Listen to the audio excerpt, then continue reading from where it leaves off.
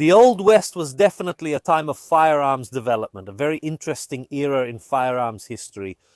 An era that saw many of the classic revolvers, which enthusiasts, collectors, and fans of movies from that time are in love with. However, in the field of firearms, that era was also a great challenge between the revolvers produced by Colt and those made by Smith & Wesson. Hi everyone, as always, I'm Vlad Sparastoria and I know things about shooting. And this wonderful revolver, reproduced today by Uberti, is none other than the famous Smith & Wesson Model 3 Schofield.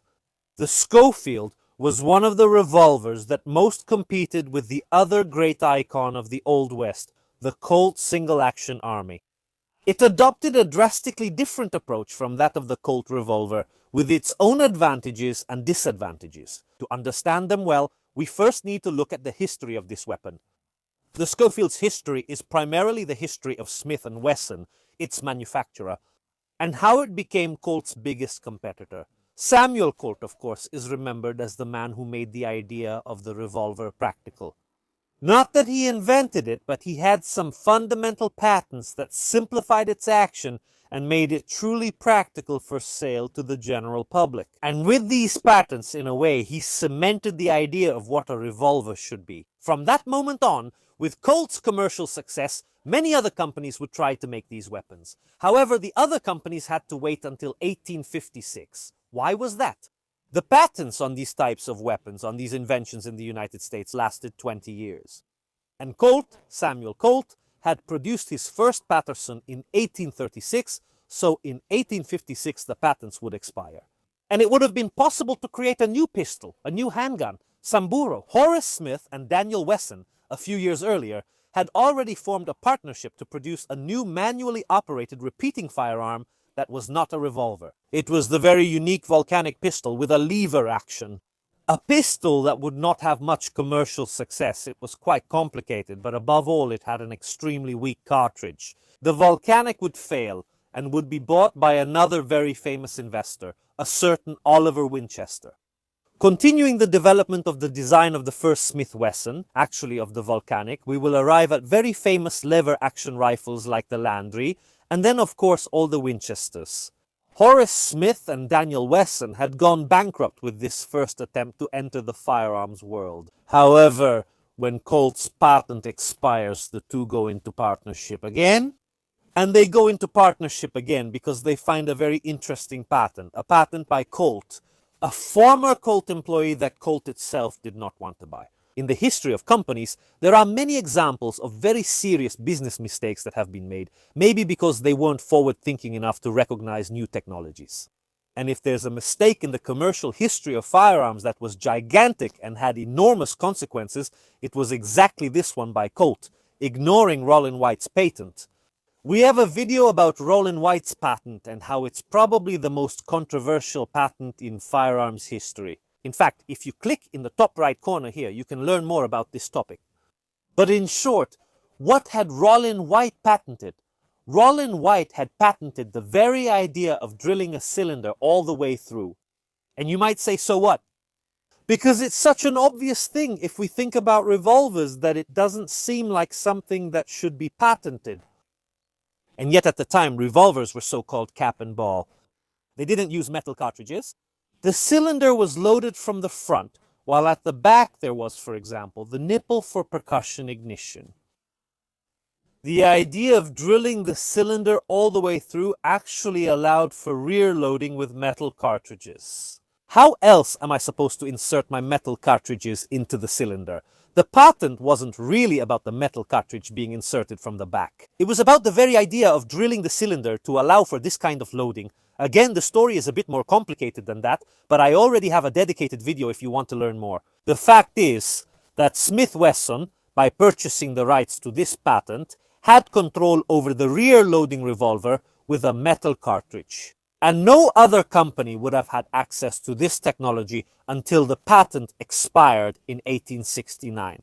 So Smith Wesson until that year would work with the idea of the metal cartridge. They would introduce their first pistol, the Smith Wesson Model 1, in what we know as the .22 short one of the oldest breech loading cartridges ever. Other models would follow, like the Smith-Wesson 1.5, the Smith-Wesson 2, which would go on to explore various calibers, mainly rimfire. However, as just mentioned, this patent was about to expire. And when this patent expired, in December of '69, everyone, Colt and many other smaller companies, would jump on the idea of the metallic cartridge with rear loading. Smith-Wesson, which had, so to speak, staked its claim on this patent and built its fortune on it, had to find something new. Even though it had fallen a bit behind technologically, Colt was a giant. Colt was the first to make revolvers. It was a much more established company, with much higher production volumes and much more significant military adoption. Smith and Wesson, in fact, despite this patent, had failed to achieve military adoption. The metallic cartridges they had developed for breech loading were generally weak. The .22 short is not exactly a powerful cartridge. New technology was needed, but above all, a weapon that could secure military contracts. Military contracts were vitally important at the time, ensuring a large volume of production and, above all, money. And once again, Smith-Wesson would get their hands on other patents. This is quite an interesting thing about their history, that on more than one occasion they were not so much good at inventing things themselves, but at recognizing what was valuable on the patent market.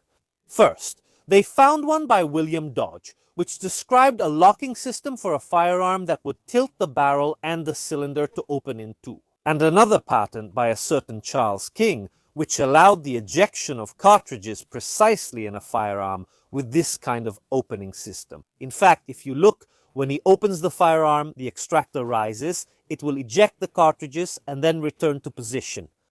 This patent had been secured by Charles King. With these two patents in hand, Smith & Wesson put its first large caliber pistol on the market. The first pistol that could have any military interest. The Smith & Wesson No. 3. The Smith & Wesson No. 3 immediately attracted a lot of attention from various buyers. Among the many nations that would adopt the Smith & Wesson No. 3, we can mention, for example, Russia, Japan, and many other countries. So-called smaller countries were fascinated in particular by this very fast reloading and ejection system. Much faster than practically anything else on the market, it was truly a state-of-the-art revolver. 1,000 were also purchased by the American Army. At the head of the Army Ordnance Office, which is the branch, the office, the department of the American Army that dealt with the acquisition of weapons, but also all the necessary material for the Army, there was a certain John McAllister Schofield, already a veteran of the American Civil War. Seeing this weapon, he was very interested, however. He pointed out a series of flaws. In particular, the weapon's locking system, which was a bit different from the one we see here, but we'll get to that in a moment, where the hinge, let's say, that joins the two parts, was attached to the barrel rather than to the frame as it is here, was considered weak. Structurally speaking, especially at the time, there was some play between these two components. And especially with military service, with wear and tear, with the difficulties of military service, well, it was a problem if this play increased. It's also true that the weapon was very quick to reload. However, the speed of reloading wasn't necessarily an advantage, especially on the American frontier, where ammunition was scarce. Schofield later became a commander on the American frontier, and his younger brother, George Schofield, began working on the Smith & Wesson Model 3 to adapt it to the Army requirements his older brother had in mind.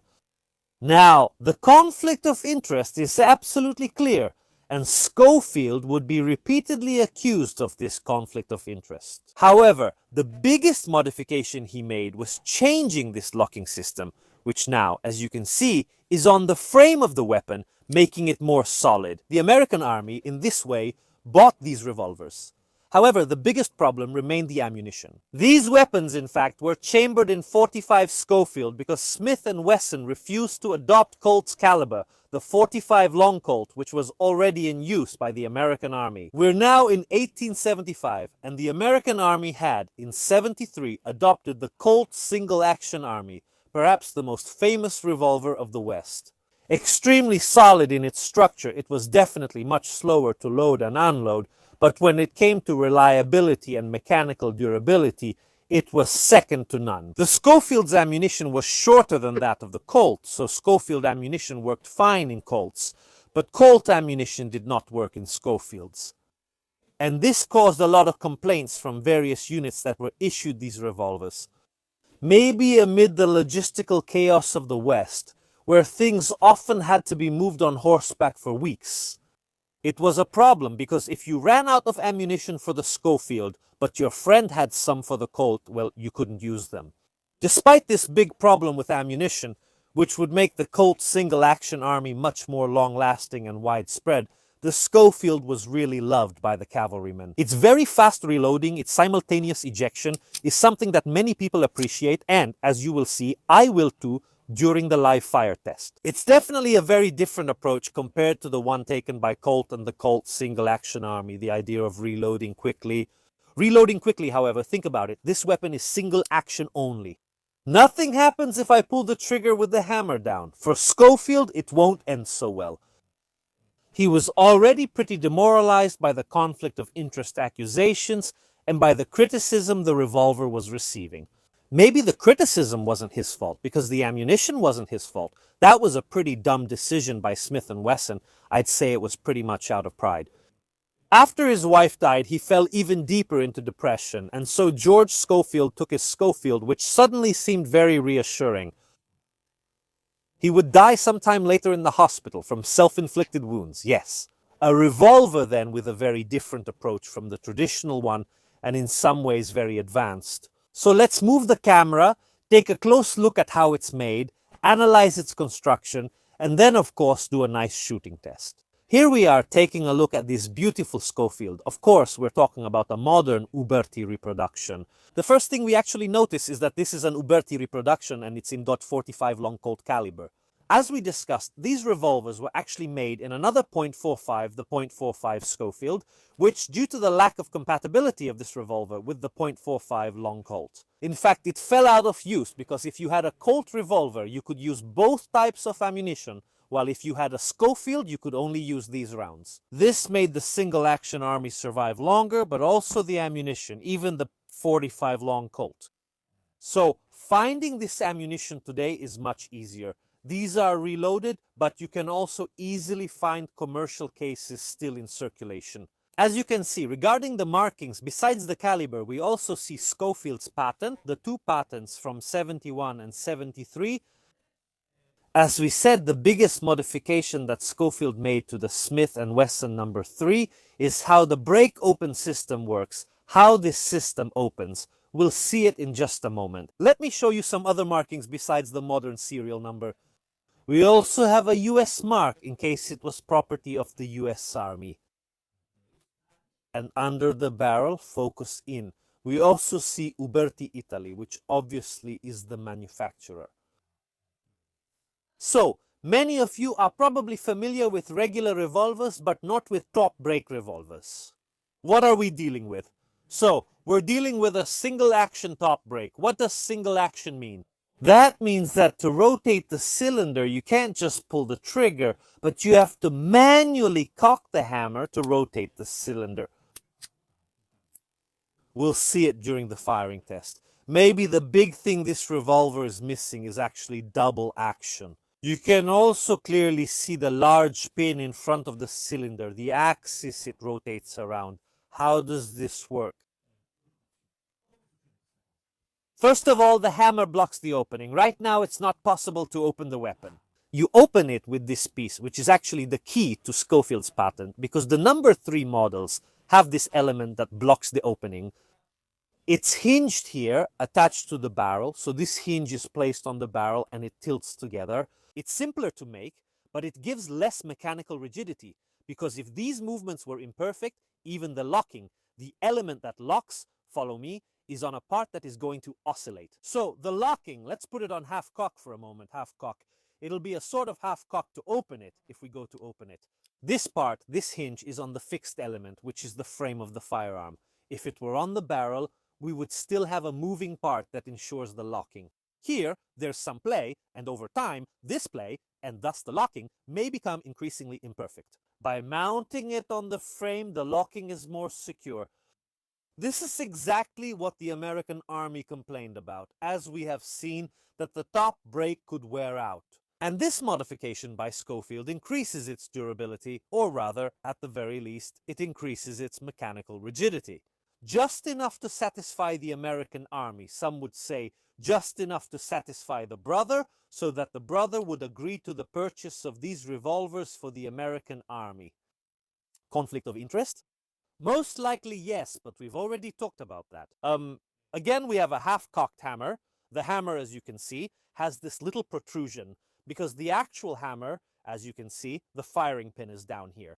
This little protrusion of the half-cock is exactly what prevents this opening lever from opening. So, when the hammer is at rest, I have no way to open the weapon.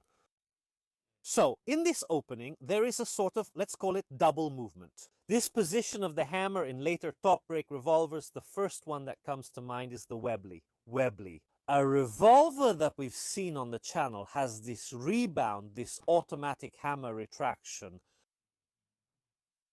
So, it's a bit quicker to operate, but it's not a problem. With just a simple movement, cocking the hammer, opening the gun, and you can do everything very quickly. When we open the gun, we also see the star extractor rising, extracting the cartridges, and when it reaches the end of its travel, it returns to its position. This mechanism, this simultaneous ejection, is exactly the key to Charles King's patent, which Smith and Wesson purchased for the rapid ejection of cartridges. A very elegant patent, later improved by Smith and Wesson to make it even simpler. The first locking mechanism, obviously, as I discussed, was from Dodge's patent, but then it was replaced by Schofield's, for which these revolvers are known. Now, this is as far as the exterior of the weapon is concerned. To access any kind of deeper cleaning or to change the internal parts, we have to start unscrewing the screws. There is no quick way to disassemble this weapon. Moreover, by opening it in this way, you get very quick access for cleaning the cylinder and the more visible mechanical parts on the outside. For the other things, as I said, you need to start using screwdrivers, either small or large.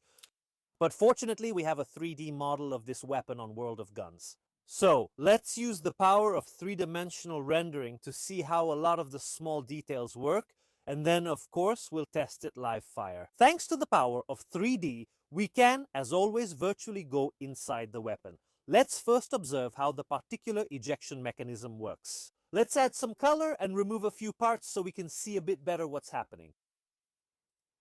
The weapons ejector, this one here that you see in purple, along with its spring, interacts with a circular element that is placed on the same axis as the opening of the weapon itself. Below this blue element, there is a, let's call it an ejector activator, which has its own small spring that constantly presses on this green wheel. When I open the weapon, the green wheel for a short distance will start to move forward along with the ejector. Let's see. At this moment, I have opened the weapon, but the ejector still hasn't activated. However, the green wheel, which controls its movement with its other extension, goes to meet the activator, the controller of the ejector. Therefore, stopped by the activator of the ejector, the other side also gets blocked, so the ejector pops out from the other side. So, when it reaches the limit of the opening, it will be the barrel itself, the whole structure of the barrel, that touches the activator at this point. The activator, in turn, will release the green element, which, pushed by the same module of the ejector below, will go back down with the ejector itself, allowing new cartridges to be loaded. Let's review this movement in its entirety. I open the receiver. The wheel locks onto the activator, which results in the extractor being pushed upwards. The barrel unlocks the activator, which releases the wheel, which in turn releases the extractor to return to its position. The operation of the firing mechanism is really extremely simple. First of all, it's a small cylinder stop that is simply pressed upward by a spring and locks into the appropriate notches. What disarms it when I cock the hammer is a small extension on the trigger that, dragged by the hammer, will lift it for a moment, just enough to disengage the cylinder. So, by cocking the hammer, the hand will rotate the cylinder and cock the firing mechanism. By pressing the trigger, the hammer itself will be released. An extremely simple operation. And here we are back at the SIR shooting range, where we're testing our wonderful Schofield revolver made by Loberti.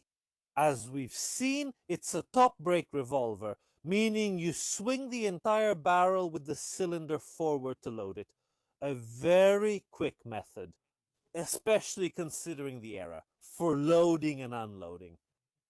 Until the swing-out cylinder was developed, the cylinder that swings out on its own axis like in modern revolvers, this was one of the fastest methods ever for loading and unloading this weapon. So let's go ahead and open the revolver.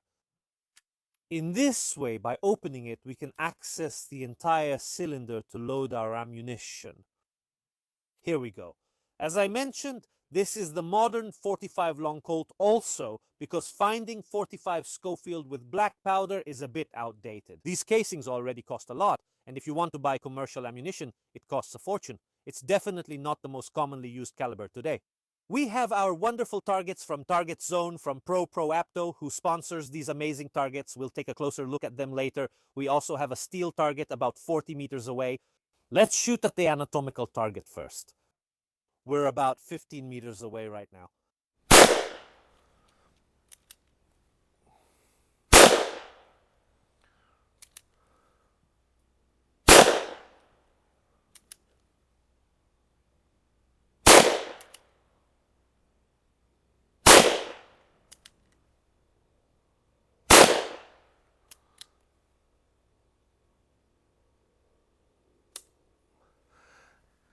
Having run out of rounds, we can go ahead and open it forcefully. It helps if we put the hammer at half cock. We can eject all the rounds in a single motion. You see, when this weapon was introduced, so at the beginning of the 1870s, it was a very fast method for reloading. Let me load another 6 rounds and then I'll tell you my first impressions of this beginning, of this shooting session. Definitely. Loading it? Yes. Very convenient. I have 2 more rounds here in my pocket. I haven't lost them. Here, 45 long Colt. Okay, again, let's load up. Obviously, it's single action, as we've already discussed.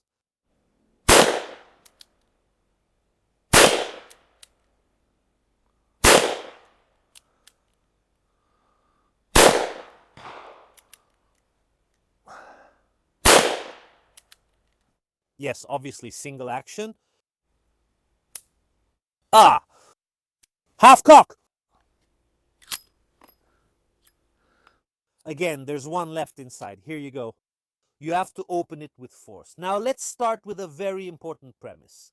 There isn't a revolver from this era with a grip like this that manages to satisfy me. Maybe it's because I'm not used to shooting these revolvers, but I find the trigger definitely too low, and I have to make a strange movement with my hand to reach the hammer to cock it. And by now, this revolver is made to swing like this. However, I find the movement quite unnatural. I repeat, it's not so much this weapon as all the weapons of that era. Our friend Matteo behind the camera, who you'll soon see trying out this weapon as well, for some reason feels much more comfortable with it. Many people for some reason feel much more comfortable with it. I can't manage it. I can't get it to work. It almost feels instinctive to grab it with my other hand and cock the hammer with my other hand. I find it much more comfortable to do it this way. Apart from that, what can I say? It's a very interesting weapon. The trigger has a very light and gentle pull. We expect this, after all, from single-action revolvers. It's almost a shame that with the speed of loading and unloading, which let's say is very convenient, you don't have double action. The time is not yet ripe, even though mechanically speaking there are already quite a few double action revolvers. Double action is more complicated. It's an added layer of complexity. Remember, all these weapons use black powder. Black powder dirties and clogs up the mechanisms. And a more complicated mechanism like the double action could cost you in reliability. The thing that surprises me about this revolver is that the sights, believe it or not, are decent. The interesting thing is that the hammer, when it's not cocked, blocks the sight, but when it's cocked, you can see the sights very well. The sights have a deep V-notch and a very tall, highly visible front sight. Now, the weapons of that era generally don't have good sights. They have very small sights. These are surprisingly wide and highly visible. Maybe there's a reason for this? If you think about it, this is still a cavalry revolver, designed primarily for military use. Well, from horseback, especially from a moving horse, you don't really take many precision shots. It's better to have wider sights that allow for quicker target acquisition, especially if everything is moving around you. Let's reload, grab some more rounds, shoot again, and I'll keep telling you what I think about it.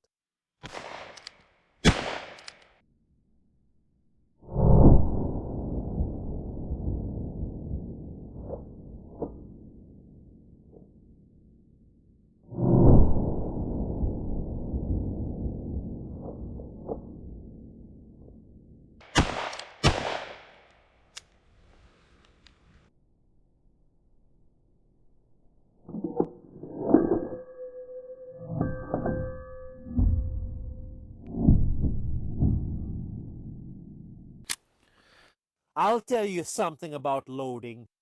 Since we're often used to revolvers with this cylinder that swings out, I'm not sure how to put it, this cylinder is almost out of reach of your hand. You have relatively little control over it. Whereas with regular revolvers, let's call them that, right? Classic swing out ones, I hold them with my left hand and load them with my right hand. This cylinder kind of forces you to do the opposite, and you have it right here in front of you. Everything moves. You need to line up this round. It takes, like anything, a little bit of practice. But I appreciate it because essentially this system, as far as loading goes, has mostly fallen out of use. It requires more fine movements to load it compared to the swing out, where everything is shorter and in some ways almost more immediate. With the right technique, you can hold the weapon in your left hand and load it with your right.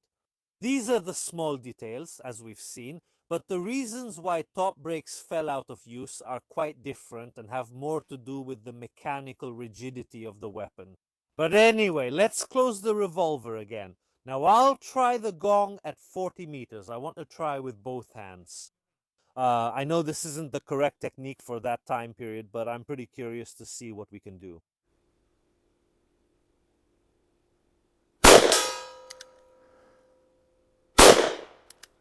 Missed!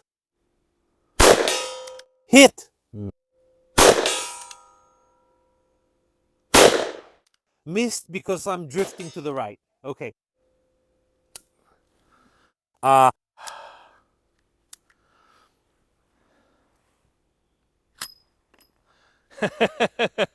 It's a bit heavy. I'm jerking the shots. The ergonomics are from the 19th century. We're not used to it anymore. It's pretty heavy in the front.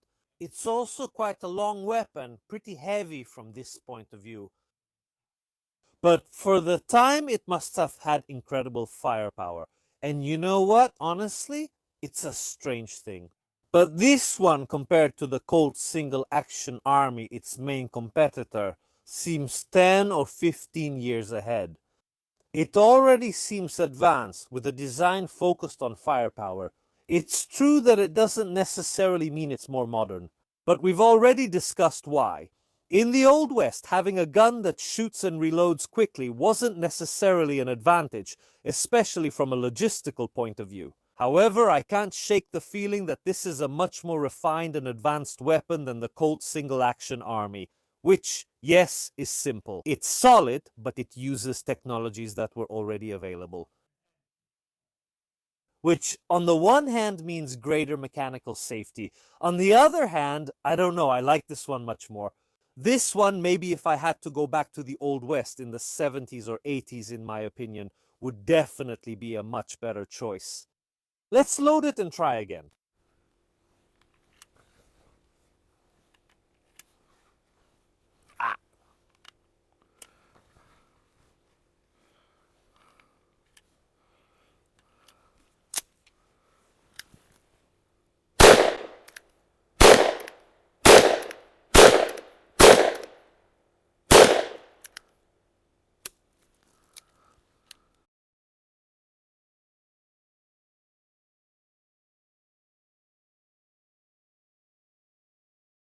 Do you remember when we discussed loading techniques? Something very important was pointed out to me. You see, I don't ride horses, and I don't usually think like a horseman. But if I'm on horseback and I have the reins in my left hand, passing the weapon to my left hand, of course, now I have the rounds on the opposite side, but I can load it this way. Okay, I take back a lot of the things I said. The correct way is to load it as if, no, the horse has lost the rounds. Here we are. This one maybe makes a bit more sense.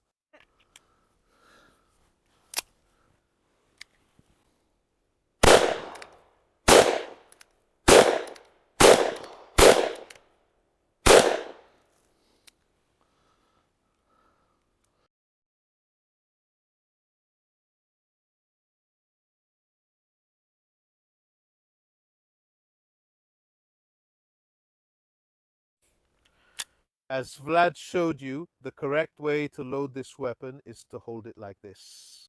Excuse me, you're a farmer and maybe you understand horses. I don't.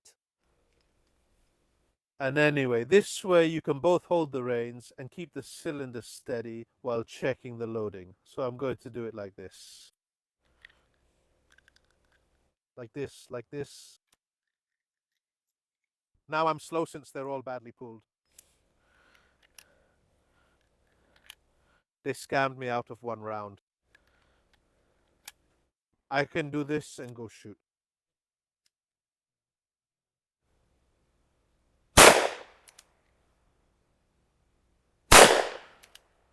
Now I'm gonna hit the gong. To the left.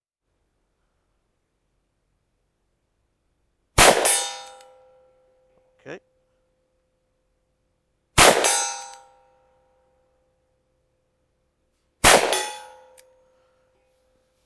And then? Yes. It's very satisfying. How fast do these bullets go? What velocity do you load them to? These are very slow bullets. I don't know the speed because I don't have a chronograph. But yes, if it's at 50 meters, it goes bang ding with a big delay. So, let's talk about these bullets. These here are bullets I made myself. They are 200 grain bullets.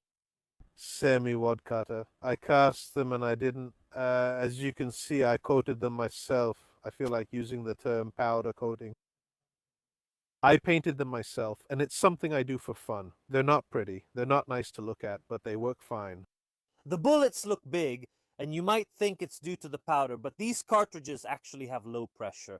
The original .45 Schofield went at something like 220 meters per second, I think. So it's not exactly a fast bullet, yeah. Considering that this is a huge case because it was designed for black powder. Yeah, for the black powder that whose volume is much bigger. Actually, with this volume, modern loads can bring this ammunition close to the power of a .44 Magnum, which is something you should absolutely not do, especially with a weapon like this. Only do it if, I'm not telling you to do it, but if you have to, do it with rifles that can handle it, but not with pistols. They wouldn't handle it. Don't do it. Anyway, let's wrap this up. I'll load it. Now, the first one should be on an empty chamber. Yes. Now, this weapon is, let's say, safe to carry because the hammer and the firing pin are on the empty chamber. After that, my 5 shots. They accused you of cheating. Who? Defend yourself. They accused you of cheating. Sir!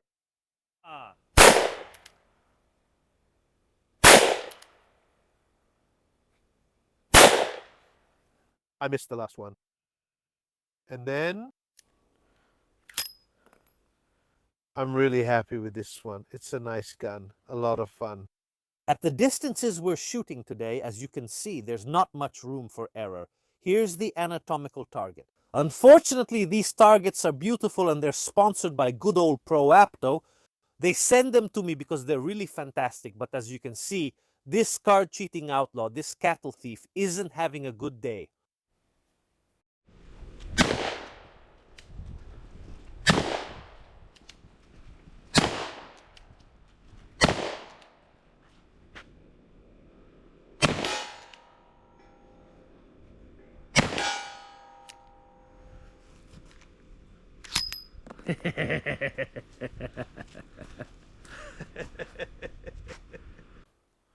Halt, villain!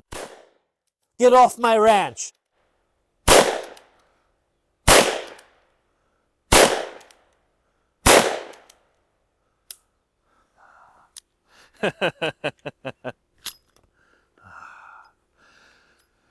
The Smith & Wesson number 3, the Schofield in particular, is definitely an icon of the West.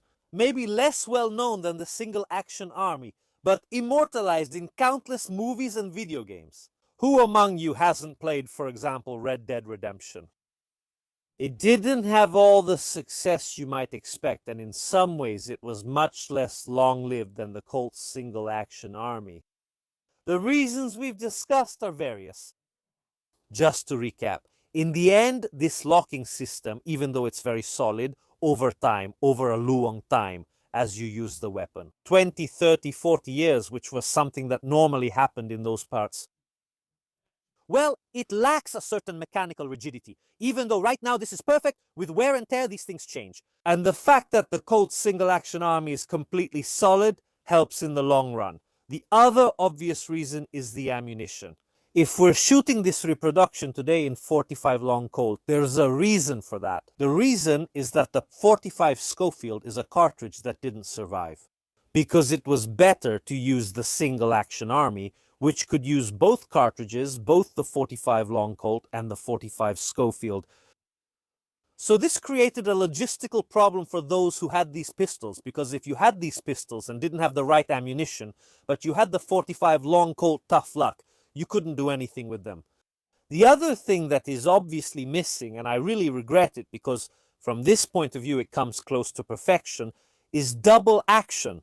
Honestly, it's really the one thing that makes me want to scream that it's missing. I repeat, there are good reasons to want only single action on weapons like this, especially mechanical reliability in the era of black powder, in the era when truly interchangeable parts are still becoming a thing. Yes, there are interchangeable weapons, but often these weapons on the production lines require some fitting, as they say in English, by hand. It's an extra complication. If only I had had double action. Anyway, for now, from what I've tried, if I were to be catapulted into the Old West, this would most likely be my first choice. Thank you all for watching this video. As always, remember that these videos are made by you. You, like today, especially good Matteo behind the camera, who bought this Revoltella and let me try it. Without the help of generous people like you and so many other collectors, bringing all these weapons to the channel would be impossible. So, if you have interesting weapons, let me know. Maybe we'll come here to try them out. If you want to support the channel directly simply by helping me pay for the shooting range, the tolls to get here, filming this often is expensive and you really don't earn that much less than you think. Since I'm bringing firearms, you can subscribe to the channel or buy, for example, the t-shirts. They really help a lot. If you don't want to or can't, at least consider leaving a like, a comment, and subscribing to the channel. All of these things are very important for the YouTube algorithm. What is it? That program, that artificial intelligence, we could say by now, which decides which videos get recommended and which don't. YouTube and the big companies run by reptilians don't really like firearms, so convincing them with likes, with comments, with these numbers is crucial, and it really helps me a lot, more than you can imagine. From me, from the Camposier field, where today we tested this weapon, that's all. As usual, I'll see you next time. Yeehaw! Yeehaw!